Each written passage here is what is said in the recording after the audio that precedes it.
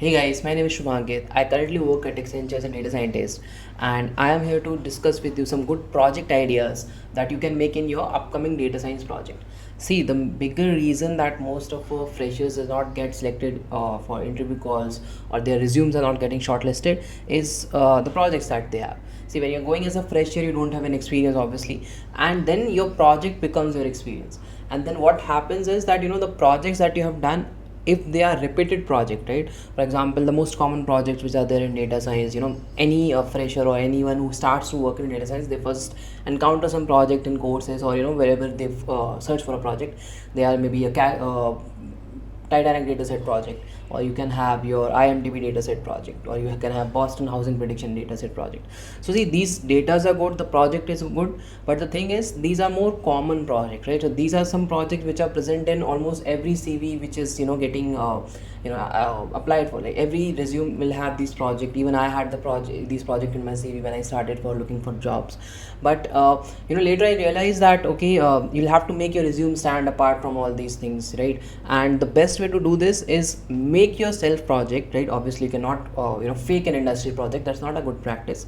But you can make your industry project in such a way that it shows your professionalism, right? It shows that okay, you were seriously doing this project, and you followed all the methodology while we do actually do a data science project in real life. You follow all those steps, right? So in this video I'll be discussing at least 5 good project ideas with you, and I'll be also discussing the skills that we'll be needing for those projects. I'll be also discussing why we need that project and why that project is specifically good, and how it will make you how will make your resume stand apart from the other resume that are present out there, right? So let's directly jump into the video, and do let me know in the comments if you have done some good projects and you want to review them, or just you can follow me on LinkedIn or all those things. Okay, so okay, so guys, the first project idea that I have is of customer segmentation. Now, most of you will think, okay, it's a normal customer segmentation, we have heard it before, but you have to do it in a right way, right? So see, first of all, why customer segmentation is important. So see, this customer segmentation is now a really important topic, or really important business aspects, because people have a lot of customer base and we want to customize the process. Let's say any application, when they start, they launch a free version, right? So free version is for everyone, and then slowly they start giving offers to people to buy a premium version.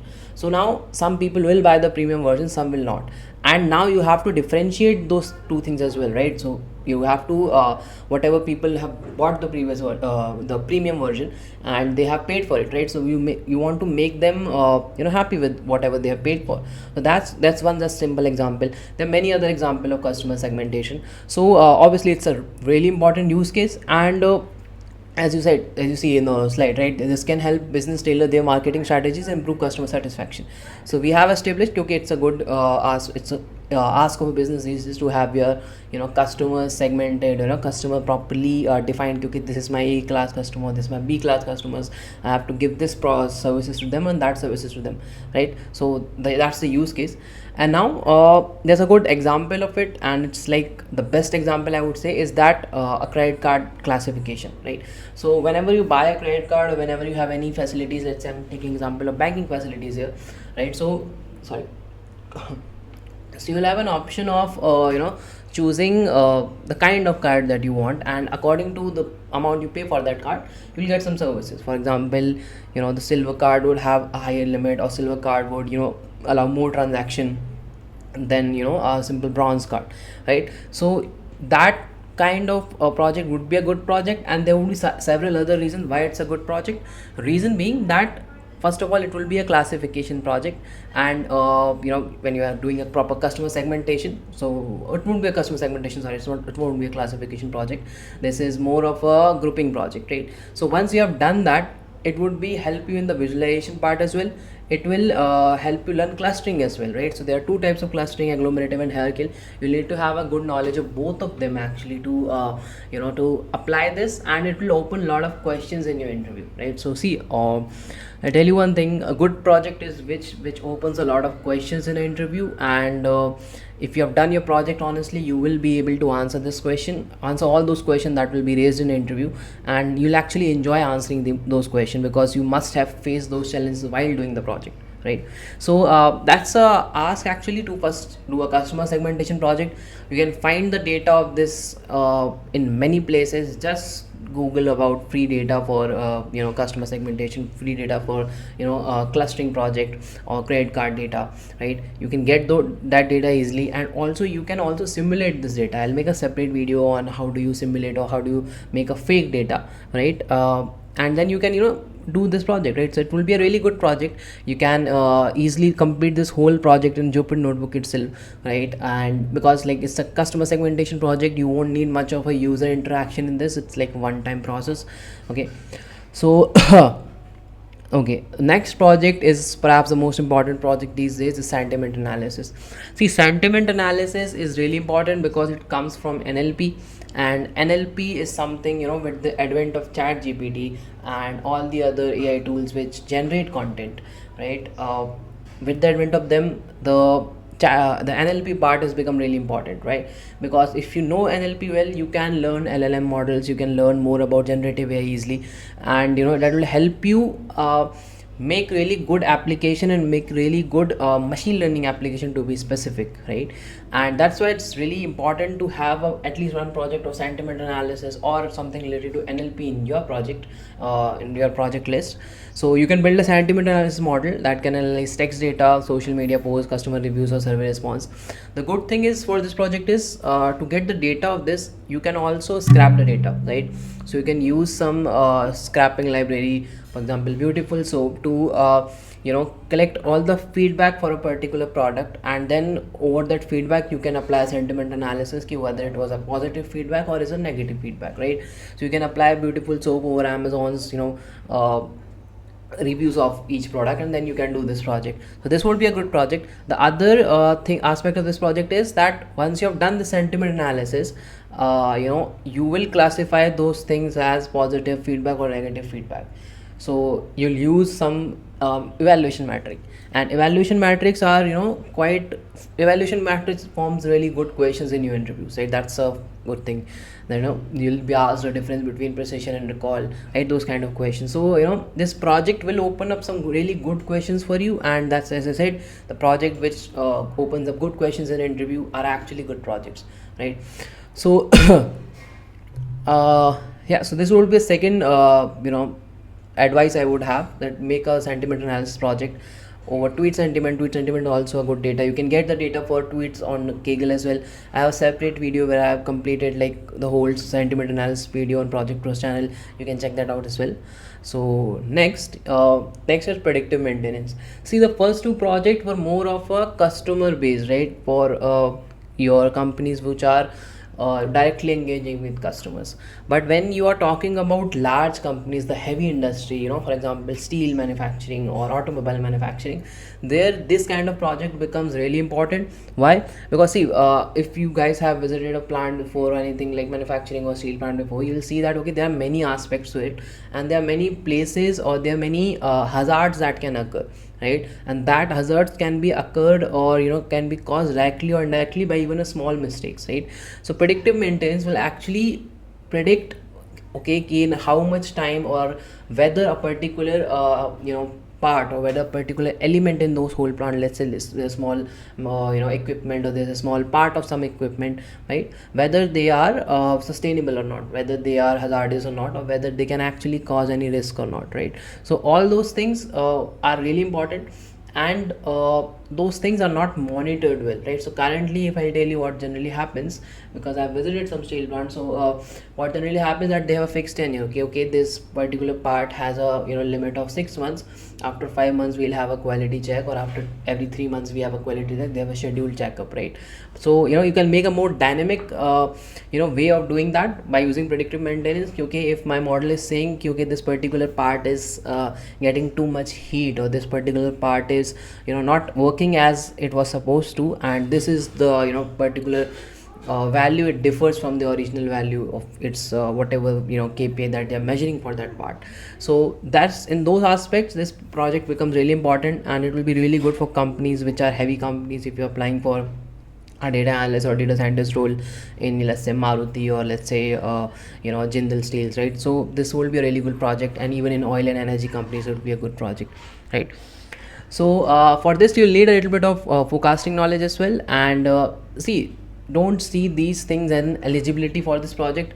These are more of kind of things to learn while doing this project, right? Those if you look at it in a positive way, you will see really good things. And because the data for this will be less, so you will be forced to use ensemble models, and again ensemble models will open a lot of good questions for you, and it will be a lot to learn, and it will be a lot to present while doing this project, right? The fourth suggestion is of fraud detection. Again, fraud detection is a common thing. It's a common project, but if you will do it properly with the ongoing scenario, it will be a little, you know, it will be a little different from others, right? So instead of classifying fraud collection, you classify the NPA collections, right? So NPA are non-performing assets for a bank, right? So non-performing asset basically means that if somebody has taken a loan and they're not able to pay that, right? So see, the biggest challenge people get in this type of project is, if you picturize the data with me, so you'll have a data of a person paying EMIs, let's say monthly or quarterly, and then there would be a gap of EMIs, or there might be a missing EMIs, and let's say for 3 months they didn't pay, and after a month they paid, right? So that data becomes really interesting, right? And then analysis on that data becomes really interesting. Okay, you had a gap wise data, and how do you because it's not just a column data now, right? You'll have to analyze that gap properly. And I have seen one example where one person did it really well, where they associated that data with NLP, right? It was something beautiful that I saw, and it becomes actually a good project if you do it properly. If you're just looking for project that gives you a CSV data, you put all of that data into sklearn and do a train test plate, do a training on that data and get the outcome. Those projects will not get you actually in the interview calls. These kind of project will, where you'll actually have to clean the data, you'll actually have to beautify the data or make it in a suitable format, and find more data. When you have to do actually these struggles, then it actually shows that okay, that person has done a lot of work on the project. Because see, the thing is, you are doing these projects to make up for your experience, right, that you don't have, right? So but in actual life you will be doing projects which will make you suffer, right? So make sure that projects that you do for your preparation all will also make you suffer, so that you're mentally ready for all those projects. And also in your interview it will showcase, right? If I have spent, let's say, one day on that project, I will not be that much of confident while showing this project in an interview, because I've not spent that much of time.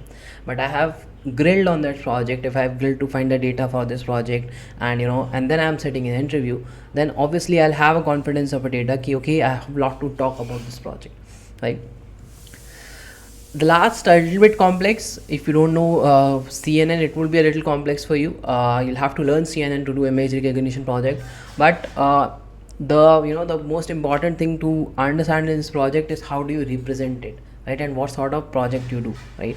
So first of all, how do you represent it? So if you are doing a CNN project, so you have to deploy it, right? That's a final thing, right?